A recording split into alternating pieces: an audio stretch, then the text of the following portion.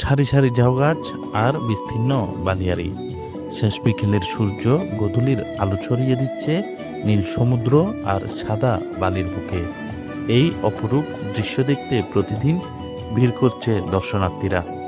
কেউ সৈকত ধরে হাঁটছেন, কেউ সমুদ্রের পানিতে পা বিছিয়ে উপভোগ করছেন প্রকৃতির ছোঁয়া। এটা কি কক্সবাজার সমুদ্র সৈকত? না, এটা হচ্ছে বাঁশখালীর বাহারছড়া সমুদ্র সৈকত, যেখানে সমুদ্র আর আকাশ মিলে এক হয়ে এঁকেছে অন্যরকম একটি ছবি।